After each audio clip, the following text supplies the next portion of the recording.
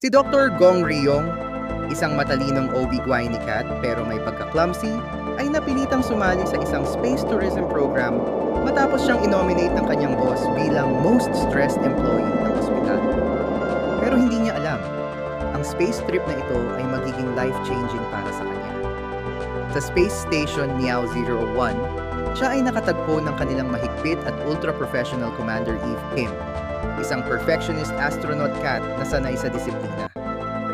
Para kay Commander Eve, ang space station ay isang lugar para sa siyensya, hindi para sa mga pampasaway na turista na tulad ni Dr. Gong Ryong.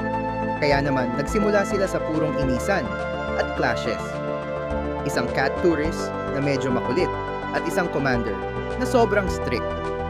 Ngunit habang lumilipas ang mga araw, unti-unting nagbabago ang kanilang dynamics.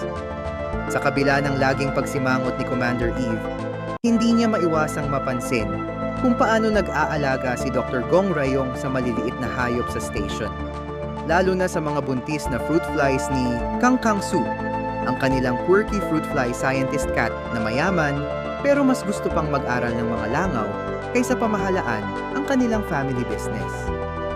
Dito nila nadiskubre ang isang shocking fact.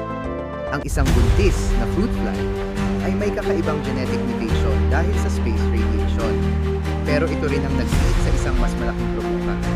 Ang station ay nasira dahil sa isang asteroid shower. Kaya naman napilitan silang mag-crash land pabalik sa Earth. Dito pumasok si Park Dong-ah, ang tech genius rescue cat na tumutulong sa kanila mula sa lupa.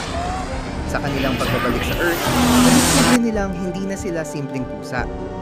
Dahil sa isang mysterious space radiation exposure, sila ay unti-unting nag-e-evolve. Hindi lang bilang mas matatalinong pusa, kundi bilang mga unang space traveling cats na may kakaibang telepathic abilities. Ngayon, ang tanong, paano nila maibabalik ang kanilang normal na buhay? At paano na ang kanilang blossoming romance kung sila na ngayon ang pinaka-advanced na feline species sa mundo? Love is like zero gravity. Hindi mo namamalayan pero unti-unti ka nang lumulutang.